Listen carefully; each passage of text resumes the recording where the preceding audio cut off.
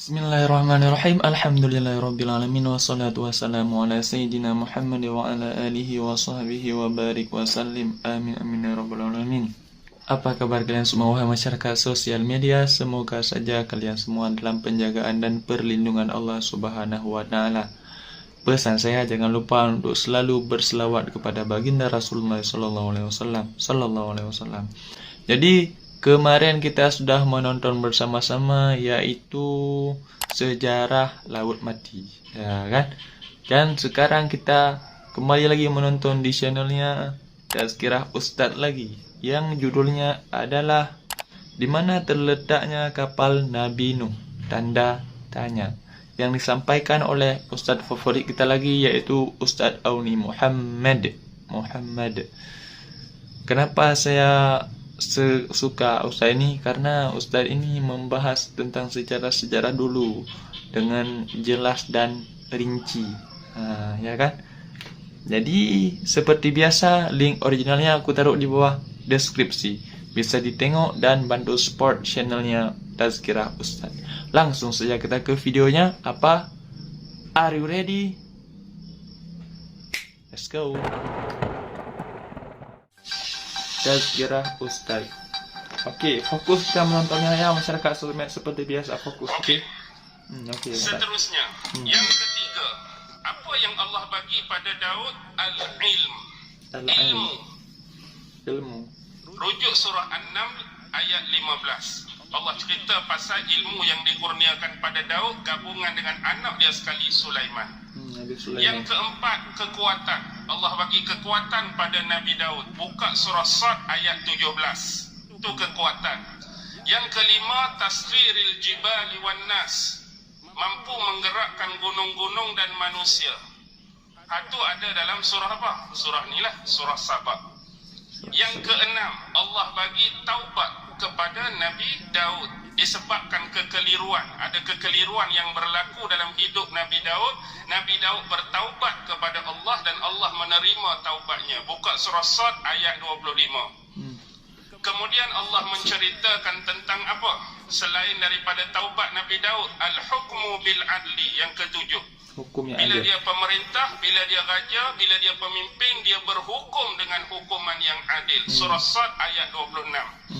Yang ke-8, melembutkan besi. Ada dalam surah Sabah ni, kita baca ayat 10. Dan yang ke-9, sama macam terakhir tadi, kemampuan suara tu. Allah bagi suara yang sedap, Allah bagi suara yang merdu. Itu Nabi Daud. Itu lebih kurang 9 perkara yang dikemukakan oleh Imam Qurtubi dalam tafsir beliau Al-Jami' li Ahkamil Quran. Ada satu riwayat di dalam kitab yang sahih bahawa pada suatu malam Rasulullah sallallahu alaihi wasallam keluar. Waktu malam Rasulullah keluar. Dan Rasulullah telah melewati dalam perjalanan beliau salah sebuah rumah yang dimiliki oleh sahabat beliau. Yang mana bila Nabi berjalan, Nabi dengar sahabat ni pada waktu malam duk baca, mengalunkan ayat-ayat Al-Quran. Nabi berhenti di situ, Nabi dengar sahabat ni duk baca Quran. Sebab apa Nabi berhenti? Sebab kebagusan, kemerduan suara dia mengalunkan Al-Quran. Sedap sungguh. Lantas apa sabda Rasulullah sallallahu alaihi wasallam? Laqad utiya hadza mizmaran min mazamir ali Daud.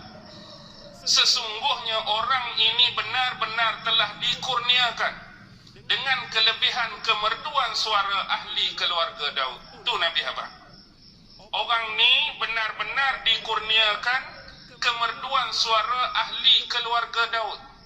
Nak habaq suara Nabi Daud tu sedap, tapi suara orang ni sedap seolah-olah Allah bagi kepada dia sebahagian nikmat yang telah diberikan kepada keluarga Daud sebelum ni. Siapa sahabat ni tuan-tuan? Dia merujuk kepada sahabat yang asal daripada Yaman, iaitu Abu Musa al-Ash'ari. Abu Musa al-Ash'ari. Sahabat Abu Musa al-Ash'ari, salah seorang sahabat besar Nabi. Sahabat Nabi. Dan di kemudian hari anak cucu cicit keturunan beliau yang selalu sinonim dengan kita belajar ilmu tauhid, ilmu aqidah. sifat 20 Asy'ariyah tu Imam Abu Hasan Al-Asy'ari.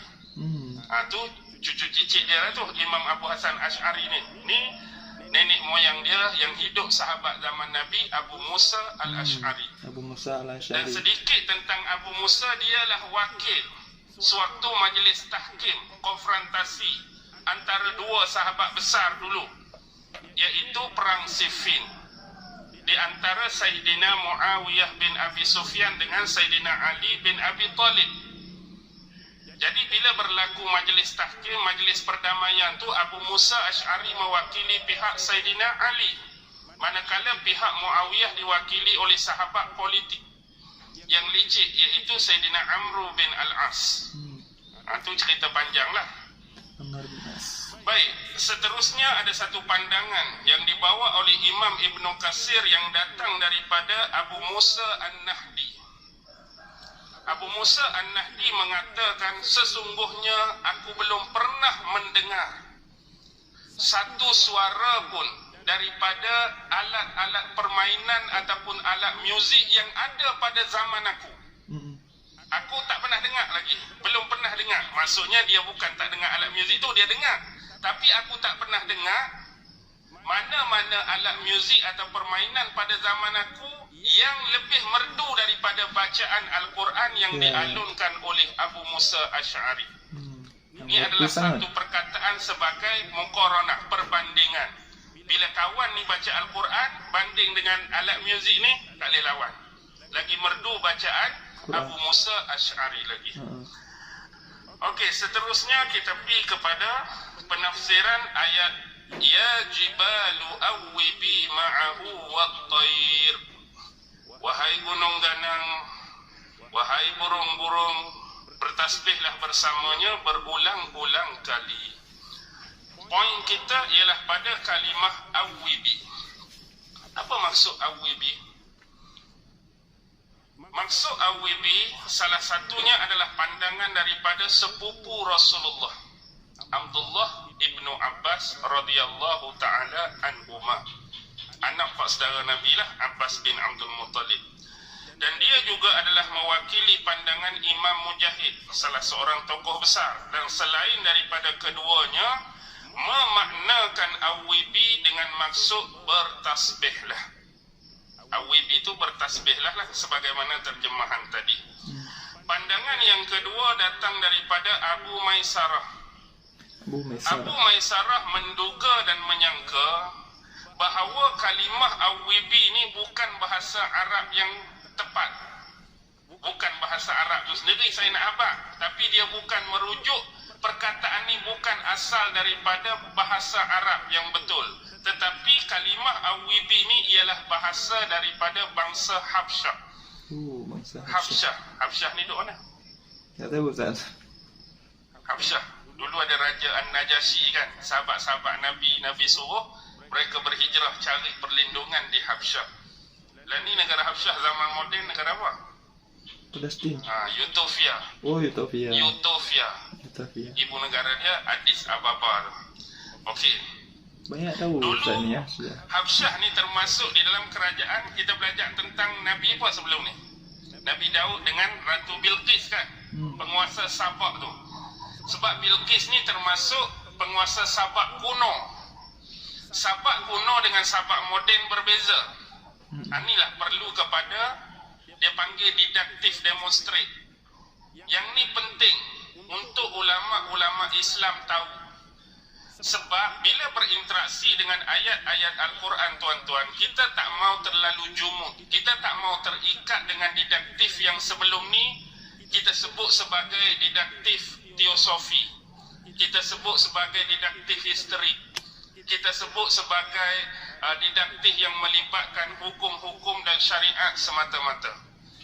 Sebab tu contoh macam ni, bila kita membahaskan didaktif sebelum ni, kenapa dia dianggap jumud dan agak terpencil?